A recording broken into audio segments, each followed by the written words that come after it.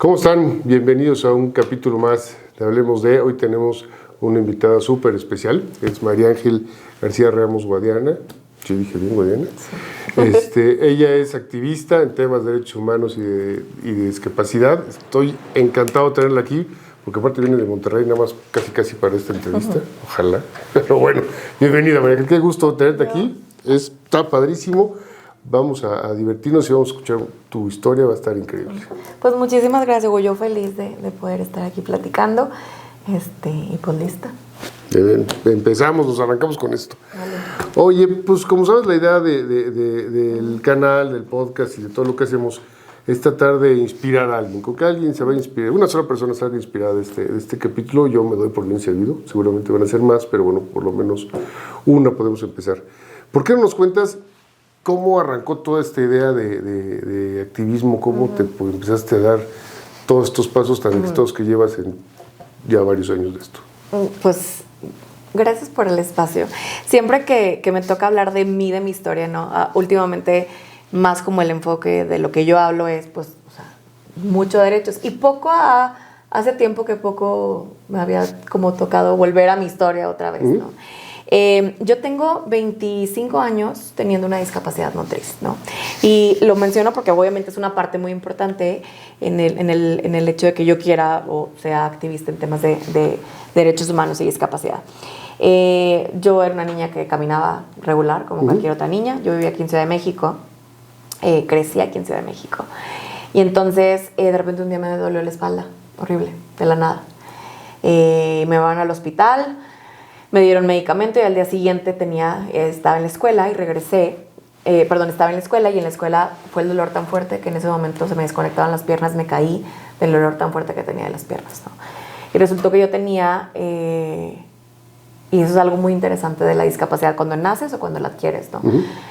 Yo tenía una situación en mi médula espinal, que me operaron, una malformación que no era genética, o sea, mis papás no la tenían. Entonces, era un síndrome que le pasa a un % muy pequeñito de la población en el mundo, mayormente de hombres de 35 años para arriba. Yo era una niña de 13 años, ¿no?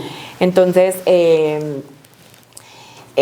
esa parte de mi vida fue una parte muy, o sea, que realmente fue un detonante de mucho de cómo yo veo la vida, pero también de lo que yo decidí que quería hacer con mi vida, ¿no? Entonces, pues me operan y etcétera, y después pues, de 1000 estudios y doctores y demás por muchos meses, ¿no? En el hospital, pues yo salgo en una silla de ruedas, ¿no? O sea, salgo a vivir en un mundo que no estaba hecho para mí. La escuela en la que yo estaba, los salones empezaban en el primer piso y no había elevadores. Entonces, escaleras. Exactamente. ¿Y qué pasaba en un temblor aquí en Ciudad de México? Pues, o sea, yo tenía que adaptarme a, pues, si había un temblor, pues, ¿cuál era mi plan, no? O sea, no es como que iba y bajaba. Mi casa no tenía, o sea, mi casa tenía escaleras, ¿no? Entonces, fue un momento bien interesante en cómo me adapté yo a vivir con un cuerpo discapacitado, ¿no? A entenderme en ese cuerpo y además siendo teenager, ¿no? Sí, pero todavía... Que todavía no entiendes tu cuerpo y no te entiendes en el mundo, ¿no? Y luego en ese momento adquirí una discapacidad, ¿no? Fue muy fuerte, ¿no? Y también el proceso que mi familia llevó alrededor de eso, ¿no? Entonces, yo siempre cuento como que esta parte porque es una parte como muy detonante. A mí cuando de chiquita me preguntaban qué quieres ser de grande, yo tenía como el plan de carrera, yo quería ser diseñadora de modas, actriz o Miss Universo. O sea, como plan de carrera, ¿ok? Ese era lo que yo decía, ¿no? Y de pronto decía doctora después, ¿no? Pero eso era lo que yo pensaba, ¿no? Entonces, cuando yo salgo, además yo era bailarina, ¿no? Cuando yo salgo del hospital, pues es un momento muy duro de mi vida, y te voy a decir que no creo que el más duro, pero el momento más duro de mi vida, porque pues, o sea, me encuentro con una discapacidad donde en ese momento no existía una ley para las personas con discapacidad que me protegiera, o sea, para nada. La ley para personas con discapacidad, o sea, la Convención de Discapacidad de la ONU sale hasta el 2006. Yo ahí ya tenía como 4 o 5 años con una discapacidad más o menos, ¿no? La ley acá en México también fue por ahí, empezó un poquito antes, ya oficialmente la ley después de esta convención de la ONU, que obligaba a los países que eran parte de la ONU, ¿no?, a firmar este tratado internacional para que bajaran las leyes. Entonces yo no tenía nada que me protegiera, pero en ese momento pues no sabíamos nada. Lo primero que yo vi de otras personas con discapacidad en la tele fue el Teletón, o sea, y de una manera que no era la mejor que yo pensaba sobre la discapacidad, ¿no? Cuando yo tengo 15 años regresamos a vivir a Monterrey. Y ahí sucede uno de los momentos más importantes de mi vida, que creo que forman mi visión del activismo, ¿no? Lo que no sabía en su momento que era activismo, ¿no? Cuando voy unos 15 años, pues son mis primeros 15 años, voy en silla de ruedas y salgo, y mi papá va por mí, me carga de la silla, me ponen en el carro y nos vamos. Y en el camino yo empiezo a llorar. Y mi papá pues se asusta mucho y dice, ¿qué pasó? O sea, ¿te hicieron algo? O sea, pues mi papá pensando lo peor y yo no, hasta que llegué con mi mamá. Entonces peor se puso la cosa. Entonces llego a mi casa y mi papá histérico de que, ¿tu hija? O sea, ¿no me quieres ir? Entonces ya me encierro en un cuarto con mi mamá y mi mamá me dice, bueno, a ver, pues, ¿qué pasa, no? ¿Por qué lloras así? Y le digo, es que lloro porque me gusta un niño. Y mi mamá de que, ¿por eso estás llorando así? Y yo, no, es que lloro porque me va a hacer caso a mí si le puedo hacer caso a una niña que sí puede bailar. Yo al día de hoy, yo no soy mamá. Yo no sé, y no sé si lo voy a hacer, yo no sé lo que se debe sentir que un hijo, alguien que quiere estando como un hijo, esté pasando por una situación que le duele tanto que tú no puedes hacer mucho para cambiarlo, ¿no? Y yo en ese momento me imaginé que mi mamá me pudo haber dicho, ¿sabes qué, mijita? Tú estás bien bonita y vamos a echarle ganas, como siempre, ¿no? Y no, esa vez mi mamá no me dijo eso. Mi mamá me dijo, es la última vez que escucho semejante y dijo, pendejada. Dice, yo a ti te puedo decir que puedes ser, que eres hermosa, que puedes ser presidenta, puedes ser astronauta, Miss Universo, lo que tú quieras. Dice, pero si tú crees que vales por un par de piernas, o más bien, es el valor que tú le das a tus piernas, que son perfectas tal y como son, ¿no? Funcionan de la manera convencional o no. Ese es tu tema, ¿no? Y todos nos hemos estado adaptando a la discapacidad porque nosotros tampoco sabemos, ¿no? Y si tú te tienes lástima a ti misma, dice, a lo mejor merecido te lo tendrías que ese niño no te hiciera caso, dice, porque es muy difícil estar con alguien que se tiene lástima a sí mismo. Es una canasta muy difícil que cargar, que no le corresponde a él ni a mí, te corresponde a ti. Dice, yo aquí voy a estar para apoyarte, tu papá, yo y tus hermanos en el proceso, pero tú tienes que entenderte, y me da mucho dolor saber que este mundo, y lo hemos visto, que no te recibe como debería, pero tenemos que entender este proceso porque tú no puedes, o sea, esto no puede ser como el detonante que así sea en tu vida el resto de tu vida. Entonces, honestamente, mi mamá es una fregona. Y yo digo... Sin duda. Y yo digo, pues ese momento cambió mi vida para siempre, y te voy a decir por qué. Porque yo ahí es donde me di cuenta por primera vez del contexto de privilegio que yo tenía. Es decir, en mi familia tuvimos muchos problemas económicos muchísimo tiempo. Fuimos una familia que no tuvo mucho acceso a muchas cosas, pero yo siempre estuve en escuela privada por mis calificaciones, con beca al 100%. Entonces, el hecho que yo tuviera beca al 100%, que pudiera hablar inglés, que mis papás tuvieran el acceso a la educación también, sí me daba un privilegio de cómo me trataban a mí con el respecto a la discapacidad. Y además que en ese momento en mi familia yo nunca viví violencias hacia mí por tener una discapacidad. Claro. Entonces, si yo decía, a ver, si mis papás no me están diciendo, tú estás feíta, tú pobrecita, tú no sirves, nunca viví esa violencia, siempre me estuvieron apoyando, ¿de dónde rayos saqué yo que ese niño no me iba a hacer caso? O sea, ¿de dónde saqué yo que yo no era suficiente o que mi cuerpo no era suficiente? Entonces ahí por primera vez dije, a ver, ¿qué está pasando? ¿De dónde tengo yo esta idea? O sea, ¿quién me metió esa idea a mí? Entonces pues me doy cuenta del contexto, cómo la gente trata a las personas con discapacidad. Y no es nada más porque en la novela vimos que el malo al final se queda sin ver y es una maldición, ¿no? O la mala se queda en silla de ruedas como si fuera una maldición. Sino más bien me fui muy atrás y me fui a investigar de todo lo que sucedía alrededor de la discapacidad y me voy al Holocausto. Hitler asesinó a 300,000 personas con discapacidad porque no éramos suficiente. Y eso no fue hace tanto tiempo, ¿sabes?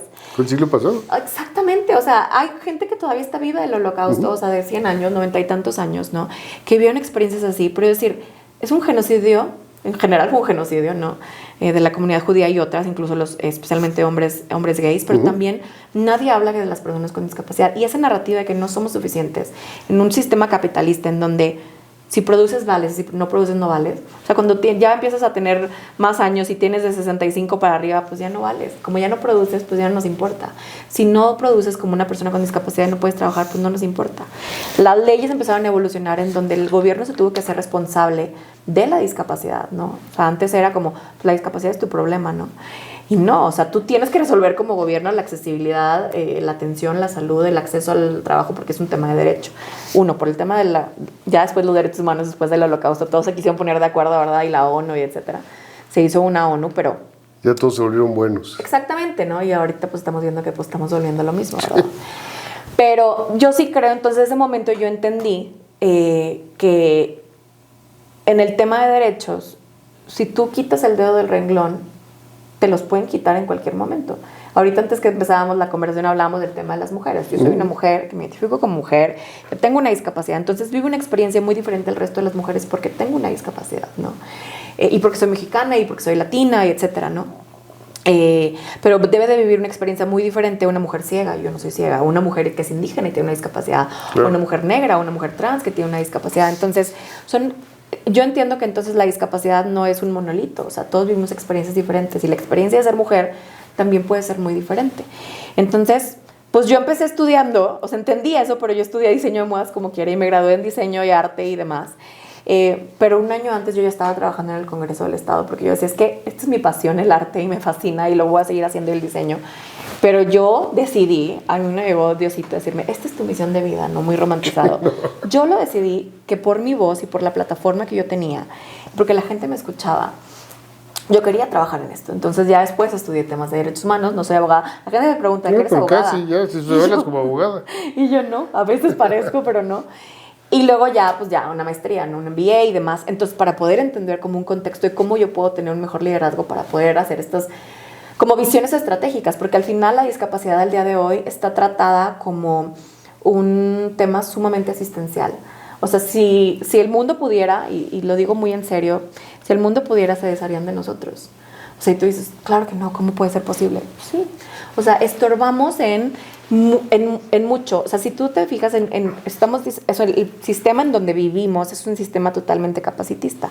Lo que significa una discriminación directa a las personas con discapacidad. Lo que significa que todo lo que está creado es para la mayoría normativa. O sea, y la mayoría de la normativa es quien tiene todas sus capacidades, ¿no? O sea, quien no tiene una discapacidad, ve, camina, etcétera. Pero todo, desde cómo está diseñado un súper, desde cómo trabajamos, etcétera, ¿no? Déjame te interrumpo un poquito tantito porque... Interrúmpeme las veces que quieras porque yo puedo seguir hablando de mí. Sí, ya vi. No, vamos a hacer para este punto porque ahorita que tocaste el tema del holocausto y el tema de cómo está creada pues, la vida en una ciudad como la Ciudad de México, por ejemplo. Yo me acuerdo que hace muchos años cuando empezó el tema de los apoyos para la gente con discapacidad, decía, oye, es que no hay rampas para las sillas de ruedas, oye, es que son solo escaleras.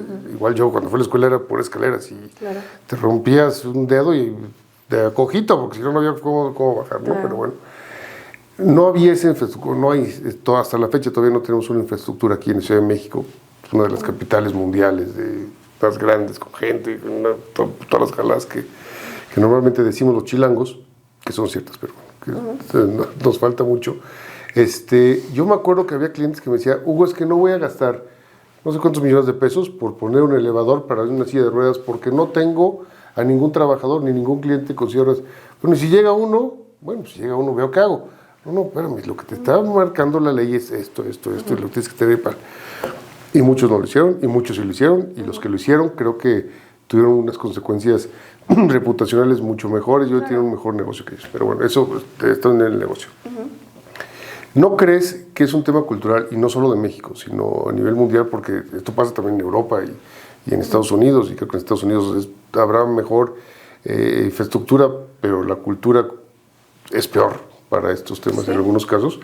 En mi opinión, esto es un cambio cultural que tenemos que tener. La gente tiene que darse cuenta que todos somos personas y que todas las personas valemos por ser personas, no porque si caminamos, corremos y vemos, hablamos o oímos, lo que sea. Somos personas y punto. La verdad es que tenemos que estar buscando ese tema. ¿No crees que esa parte cultural debe cambiar? ¿O hay un chip que nunca cambió y que a lo mejor todavía tenemos esas ideas hitlerianas de estos para acá y estos para acá? Yo creo que es un tema sistémico y cultural. Sistémico en el sentido en el que, ahorita yo te decía, todo lo que se diseña para la mayoría normativa. Estoy de acuerdo. Yo sí creo que la discapacidad es en inglés le decimos, es un everything issue. O sea, la discapacidad no es solo un tema de la gente con discapacidad que hay que poner una rampa. Todo tiene un elemento de discapacidad, absolutamente todo. Yo creo que sucede en Estados Unidos y en el norte global del planeta. Creo yo que no tanto las leyes, sino las sanciones son mucho más duras porque están enfocadas a un tema de dinero y enfocadas a un tema de pérdida, ¿no? Entonces, un tema de negocio, pues ahí te da miedo si lo pones o no lo pones. Lo que sucede con el centro sur del planeta es que, pues como hay mayores índices de desigualdad, se priorizan otras cosas. Entonces, por ejemplo, los que son muy ricos y los que son muy pobres. Entonces, el tema de la discapacidad pues no es prioritario porque no lo entiendes como un tema estratégico sistémico. Yo digo, el tema de discapacidad tiene que ser considerado para mí de inicio como derechos humanos, porque es un derecho porque todos valemos igual, ¿no? Pero si ni siquiera lo quieres ver así, lo quieres ver como un tema de business case, que yo digo, siempre tenemos que tenerle que probar al mundo que valemos porque producimos, porque vamos a producir o lo que sea. La comunidad con discapacidad y sus familias tienen, o sea, es un dato súper interesante, tienen una capacidad de gasto a nivel global de trillones. Después de Estados Unidos y China, o sea, son quienes más tienen capacidad de gasto, incluso siendo de los más pobres, porque no solo es la persona con discapacidad, es una persona con discapacidad en la familia. El impacto que tiene en México somos alrededor del 15%, en el planeta son del 15%, en México somos 22 millones de personas con discapacidad. ¿Tú crees que eso no tiene impacto político en el tema de voto, en el tema? Hay muchos impactos, pero como no se está viendo desde esa forma, es mal utilizado. Entonces, yo sí creo que es entender en el sistema que estamos priorizando no solamente... Estamos priorizando lo que es lo normal, o sea, lo que es la norma, lo que es muy blanco, lo que es patriarcal, lo que tiene, o sea, lo que no tiene una discapacidad. Por eso el tema de las mujeres es un tema que seguimos trabajando, ¿no? O sea, lo que vende y se nota que puedes pues sancionar. Exacto, y lo que tiene poder y lo que tiene toma de decisión en la mayoría de la gente que decide en muchos espacios son hombres. Ya tenemos más mujeres decidiendo, ¿no? En otros espacios, no por un tema de igualdad, porque pues no vamos a ser iguales en un espacio de desigualdad, ¿no? Claro. Pero simplemente para tener perspectiva diferente a la hora de la toma de decisión. Entonces yo sí creo que es sistémico y obviamente eso impacta en la cultura. En el entender que la cultura, una cultura de respeto a los derechos humanos tiene que estar presente todo el tiempo. Y yo también creo que no es solo con el tema de discapacidad. Si yo veo que están discriminando a una persona negra, a una persona trans, si yo veo que están asesinando niños y niñas en Palestina, eso no es ajeno a mí como persona con discapacidad. Cualquier minoría o cualquier grupo que ha sido históricamente discriminado en algún momento de la vida, todo tiene un impacto. Hoy yo veo el ejemplo perfecto con el presidente en Argentina. Hay una tendencia de irse muy a la derecha o de como medio antiderechos, disfrazado de otras narrativas, que por ejemplo en Argentina el hecho que se elimine la Secretaría de las Mujeres, los refugios de violencia, las estrategias de prevención de violencia de género, porque no tienen impacto, etcétera. Para mí es súper peligroso. Hay una narrativa ya también en Argentina y que ha habido también en otros países, incluso en Estados Unidos con Trump y demás, de volver a institucionalizar a las personas con discapacidad porque le cuestan menos hacia al gobierno, porque ahí los tienes todos juntos, ¿no? Por ahí es donde viven las mayores violaciones a sus derechos humanos. Son estas narrativas que vuelven y tú dirías, el holocausto fue no hace mucho tiempo. Son narrativas que están volviendo. Sí, sí, de vuelta. Oye, pero, y que tocando el tema internacional, ahorita que hablas de Milei y Argentina, que estaba acordando de Rusia.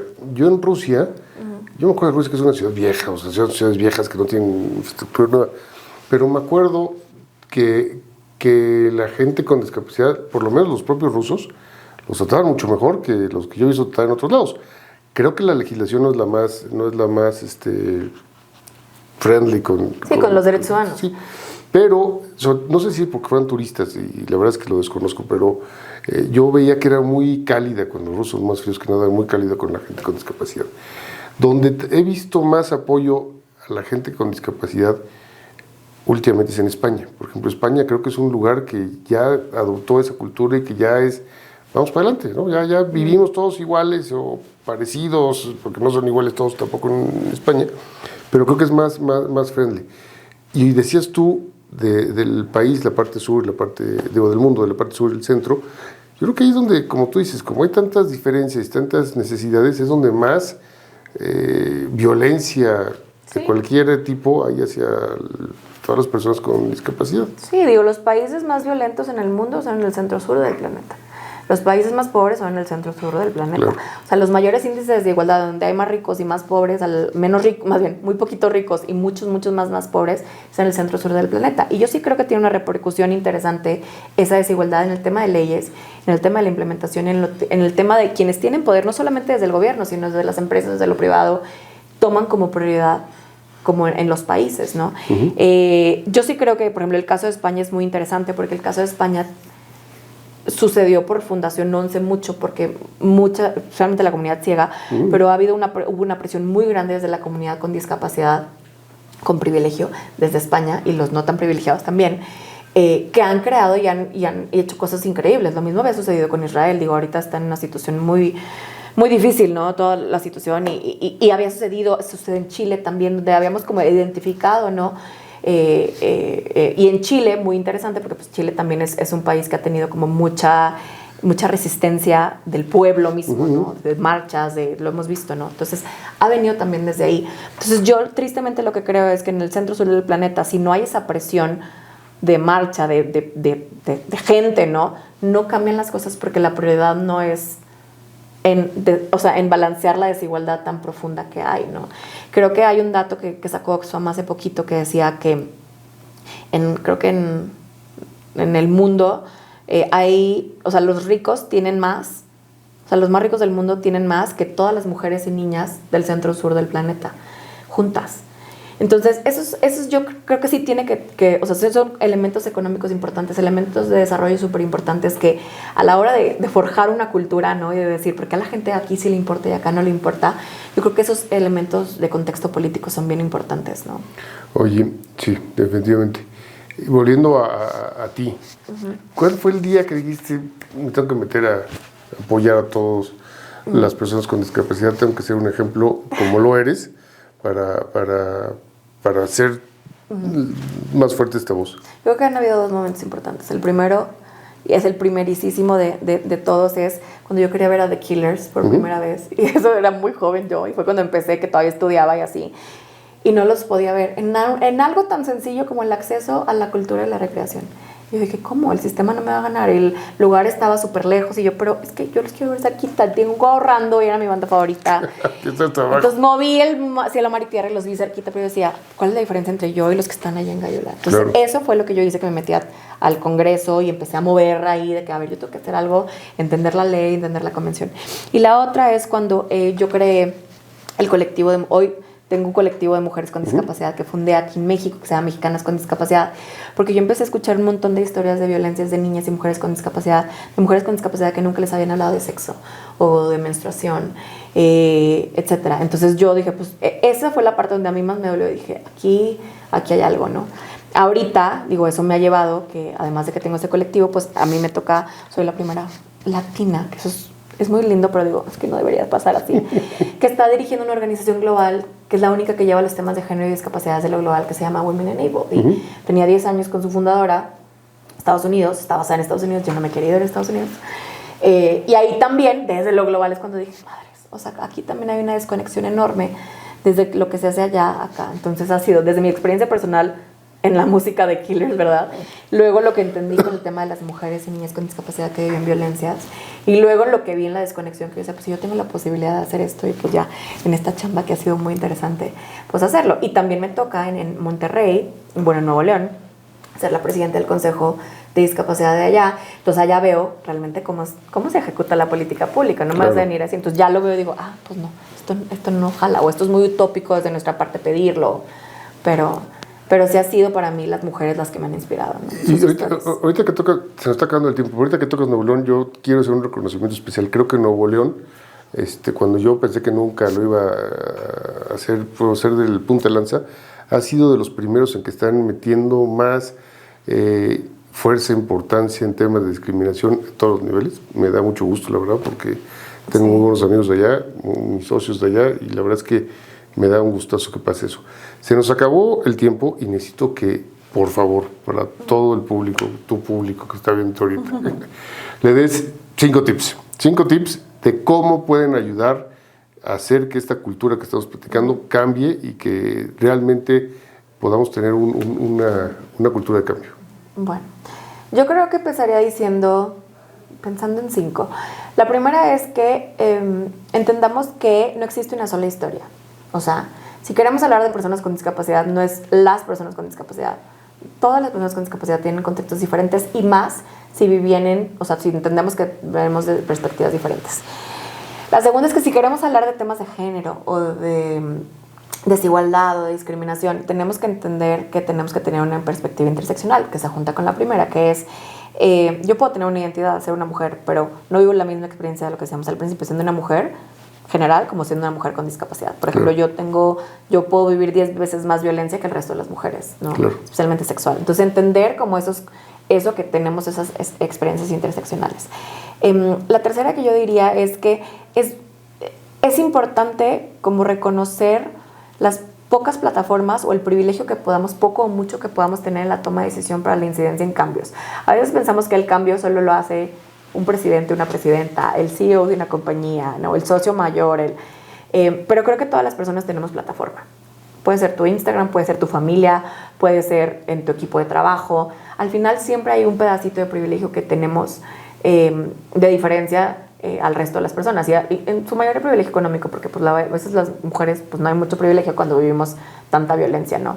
Entonces yo creo que es importante reconocer que todos tenemos una injerencia en temas de cambio, ¿no? O sea, no esperemos a que llegue una señora nueva presidenta a decir, bueno, ya, esto va a cambiar. Porque, de aquí para acá. Pues no, o sea, o que llegara un presidente a salvarnos, pues no. Creo que requiere mucho de eso, ¿no? Otra cosa que yo también diría es que a veces la gente no nos damos cuenta del poder que existe en la resistencia. O sea, la resistencia no es mala. Creo que la resistencia habla de decir, cuando algo no estamos de acuerdo, cuando estamos viendo que hay injusticia, es importante hacer un poder colectivo y a veces como comunidad siento que no nos damos cuenta de eso, ¿no? Yo creo que los verdaderos cambios más importantes que han surgido en el planeta, especialmente con la comunidad con discapacidad, yo pienso en muchos ejemplos, pero en el mundo en temas de derechos humanos ha sido por resistencia, por gente que ha levantado la voz, por gente que se ha muerto en el camino para que muchos de nosotros estemos aquí, ¿no? Y la última que yo te diría, yo creo que sería que tiene que haber muchísima más, además de empatía, obviamente, que suena muy bonito y demás. Yo creo que debe de haber mucho más cuestionamiento de lo que sucede. Creo que estamos a veces como muy pasivos en cuanto a si estamos ok con lo que nos pasa, no nos importa lo que le pase a alguien más, ¿no? Por eso ahorita yo ponía el ejemplo de Palestina, ¿no? Si alguien se está muriendo allá, pues está muy lejos, no me importa. Si aquí en Oaxaca alguien está pasando por situaciones, tú, bueno, pues pobre gente de Oaxaca. O hay gente que no tiene agua, híjole, pobre gente. Y piensas, pues yo no puedo hacer nada porque yo estoy acá. Pero más bien yo lo que invitaría es, uno, tener empatía, pero dos, cuestionarse.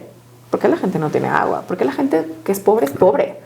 ¿No? ¿Por qué la gente la están matando de esa forma? ¿Por qué? ¿Por qué hay violencia de género? ¿Por qué hay más feminicidios? Cuestiónense por qué. O sea, no nada más de que, hijo, qué triste, no, muy mal el gobernador o muy mal el presidente. Cuestiónate por qué está sucediendo esto. Y entonces, mientras más nos cuestionemos y mientras más leemos, somos un arma, ¿no? Para poder hacer un cambio. Entonces, yo creo que eso es importante, que la gente se levante y se active y se cuestione más cosas. Creo que eso es clave. Y cuando yo doy una plática, una conferencia, siempre les digo, yo no quiero aquí venir a inspirarlos por inspirarlos nomás. Quiero venir a inspirarlos para que se inspiren en cuestionarse en por qué viven en el mundo que viven y en los privilegios que tienen y qué injerencia tienen para cambiar algo, ¿no? No, tienes razón. Esa apatía y egoísmo que tenemos en todo el mundo, por los demás, no nos está llevando a nada. Oye, yo te felicito por todo lo que haces, por todo lo que has hecho, por todo lo que vas a seguir haciendo, y te felicito por tener una mamá como la que tienes, y por favor cuando la veas dile que le mando todo mi respeto, y que la verdad, qué buen consejo te dio, qué seguridad te dio. Felicidades a los dos. Y bueno, pues se nos acabó el tiempo. Sigan a María Ángel en sus redes sociales, van a aparecer como siempre en los letreritos que salen en el podcast. Gracias. Nos vemos pronto. Gracias.